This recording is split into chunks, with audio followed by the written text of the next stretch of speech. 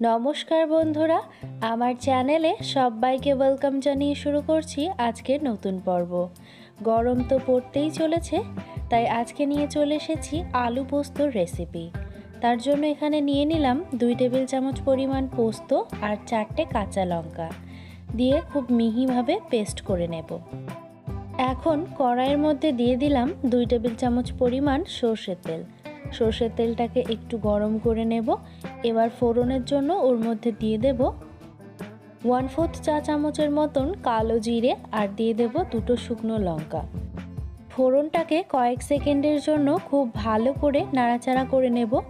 আর সুন্দর স্মেল আসলে এখন এর মধ্যে দিয়ে দেব কেটে রাখা আলু।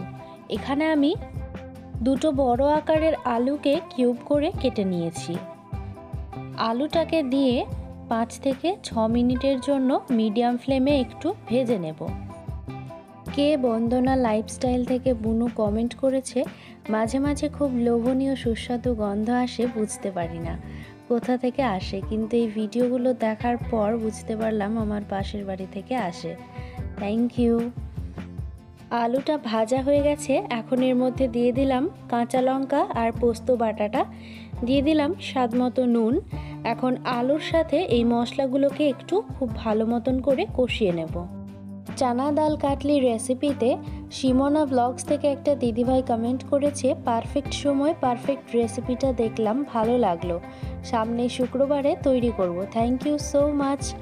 বাড়িতে তৈরি করে কিন্তু অবশ্যই জানাবেন।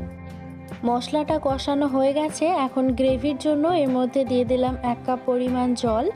আর জলটা দিয়ে খুব ভালো করে একবার মিশিয়ে নিয়ে ঢাকনা চাপা দিয়ে 10 মিনিটের জন্য রান্না করে নেব।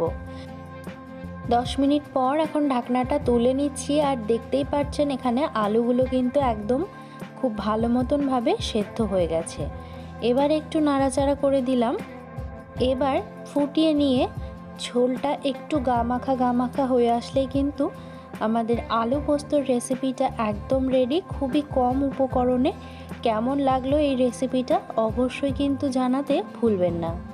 আর এরকম আরও নতুন বা পুরনো যে কোনো রেসিপি পেতে আমার চ্যানেলটিকে সাবস্ক্রাইব করে রাখতে কিন্তু একদম ভুলবেন না। উপর থেকে একটুখানি সর্ষের তেল ছড়িয়ে দিলাম আর একটা দিয়ে দিলাম কাঁচা লঙ্কা। থ্যাংক ইউ সো মাচ সবাইকে এতক্ষণ পাশে থাকার জন্য।